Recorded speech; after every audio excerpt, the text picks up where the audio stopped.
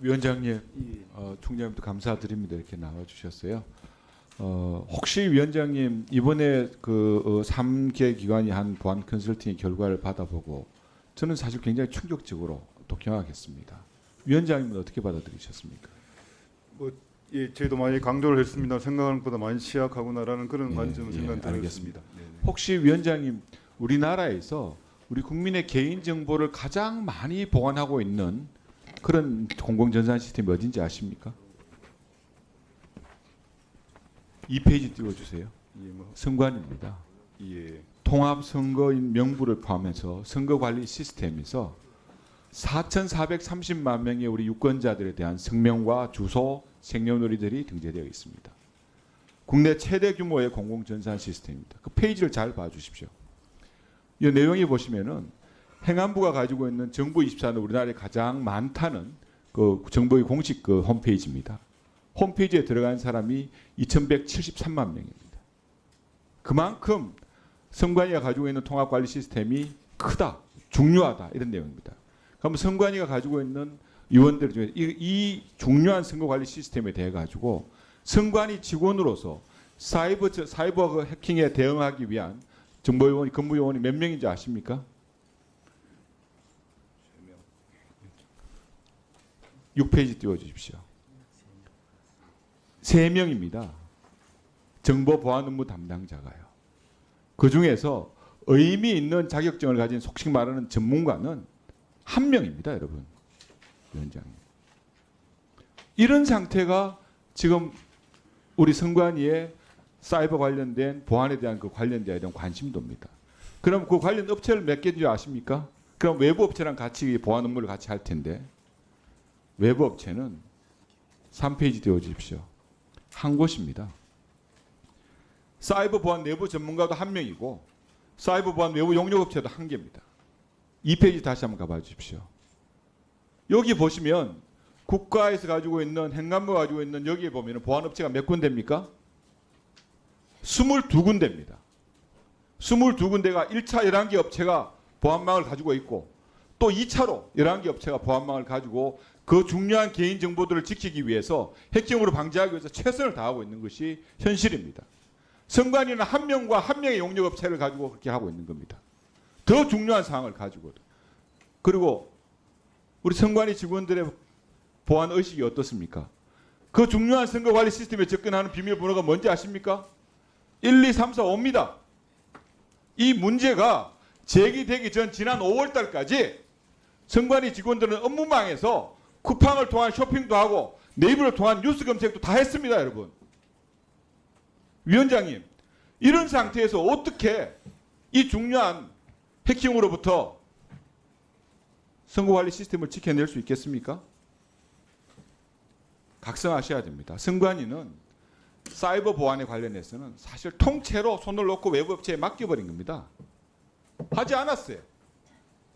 그러면서 내부 조력자가 없이는 해킹이 불가능하다고 하는데 지난 2년 동안 북한으로부터 해킹 당했던 7번 차례 내부 조력자가 그럼 있었습니까?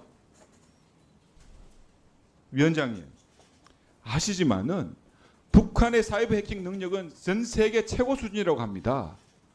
정찰총국 하에 해킹 부대가 10,000명이 넘는다고 합니다. 최고 수준의 해커들이 있다고 합니다. 마음만 먹으면 언제든지 마음껏 자기 마당처럼 자기 집처럼 드나들 수 있는 것이 현 상태라는 것을 말씀을 드립니다. 두 번째, 혹시 사전투표 관련해 가지고 한 사람의 유권자가 사전투표하기 위해서 몇 가지 기계장치가 필요한지 아십니까, 위원장님? 총장님 아십니까? 일단 그 투표 몇 개 장소를 가지고 몇 개 그 시스템을 거칩니까? 네. 일단 투표하기 위해서 들어가면 본인 확인기 한 사람의 본인 한 확인기를 사람의 거칩니다. 유권자가 투표를 하기 위해서 필요한 장비가 기계 장비가 5개입니다. 본투표는 몇 군입니까?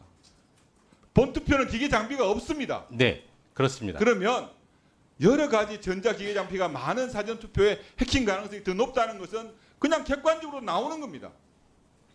그런데 사전투표의 여러 가지 취약성을 보완하기 위해서 법에서 많은 규정을 해놨습니다. 뭐냐? 사전투표 관리관이 날인하라고 법에 되어 있습니다. 왜 인쇄 날인하는 겁니까? 사전투표 용지에 바코드를 사용하라고 되어 있는데 왜 QR 코드를 사용하시는 겁니까? 정보 많이 담기 위해서 그렇다고요? 아닙니다. 8페이지 한번 띄워봐 주십시오. 이거 보시면 9페이지 한번 띄워보십시오. 9페이지에 보면은 선거구 QR코드에 들어가는 선거구 선거구명 청인 자금달이 다 여기에 들어가 넣게 돼 있어요. 그냥 용지에 다 이미 나와 있습니다. 그런데도 이렇게 하고 있는 겁니다. 법대로 바코드 하시고 안 되면 본투표하고 같이 절취선을 만들어서 1년 번호로 하십시오. 다음 넘어가겠습니다. 시간이 안 됐어요. 조금 전에 위원장님께서 개표는 그냥 수개표 같이 이렇게 한다. 이렇게 말씀하셨죠? 공개 수개표 개표라고 하셨습니다. 국민들한테 거짓말하지 마십시오. 개표 방식은 갖다 부어 놓으면은 개표 사무원들이 투표지 분류기에 집어넣기 위해서 일정 매수 단위로 정리합니다. 정리해서 분류기에 집어넣어 가지고 그걸 돌려 가지고 그 결과를 내는 겁니다. 거기에 무효표나 재확인 대상지 분류만 되는 겁니다. 그러고 난 다음에 이 내용을 심사 계속이라는 데는 절차를 갖춰서 거쳐가는 겁니다. 그런데 이런 개표 방식이 수개표 방식이라고요? 이게 공개 수개표 방식이라고요? 아닙니다. 이거는 분류기를 통한 개표 방식, 기계식 방식이고 전자식 방식입니다. 우리나라의 개표기, 선거 장비, 해외 수출된 거 아시죠? 콩고, 이라크, 2020년도에는 카자흐스탄, 해외 나가서 모두 다 그 내용들이 엄청난 혼란을 불러오고 국가적 위기를 불러왔다는 내용도 아마 아실 겁니다. 외부에서 해킹 가능성이 없다고요? 노트북에 연결된 간단한 프로그램만 조작하면은 후보자의 표 바꿔치기도 가능하고요. 규칙적인 표 혼입도 가능합니다. 내부 조력자가 없다고요? 그걸 어떻게 믿습니까? 여러분들이 가지고 있는 선거 전문가 한 사람밖에 없어요. 해킹 전문가는. 외부 업체도 한 사람밖에 없습니다. 어떻게 그 사람들한테 모든 신뢰를 다할 수 있습니까? 국민의 소중한 주권을 지키기 위해서 정말 투표의 신뢰성, 선거의 신뢰성을 담보하기 위해서는 이런 절차 모든 것에 대해서 전면적으로 이 해커 여러 가지 취약점에 대해서 보완할 수 있는 작업들을 정말 노력을 해서 해주셔야 됩니다. 위원장님 여기 답변 좀 해주시죠. 아니 근데 아까도 제가 말씀을 드렸는데 위원님 여러분들 위원 여러분들 질의와 답변 시간이 7분입니다. 질의로 7분 해버리고 답변하려면 9분씩 합니까? 예? 했잖아요 아까 했잖아요. 아까 했어요. 아까 했다고. 근데 또 그렇게 하시니까 이렇게 하시면 안 되고 앞으로는 질의 답변을 7분을 꼭 지켜주십시오. 그리고 위원장님 답변해 주세요. 네네 그렇게 짤막하게 해주십시오. 예예 거의 뭐 사무처 소관인 것 같은데. 예, 전 아이 사무총장 소관이 안 돼요. 그리고 이제 보안 컨설팅 관련해서 위원님께서 지적하신 그런 부분들에 대해서 저희들 다시 한번 철저하게 꼼꼼하게 그 지적하시는 그런 부분들에 대해서 더 하여튼 그 기술적으로 또 시간적으로 모든 방법으로 가능한 부분을 동원해서 그런 부분들에 대해서 조금이라도 의혹이 없을 수 있도록 최선을 다해서 그렇게 한번 우리 사무처에도 지시도 하고 저희들 위원회에서도 당연히 관심을 많이 갖고 있으면서 지켜보겠습니다. 네.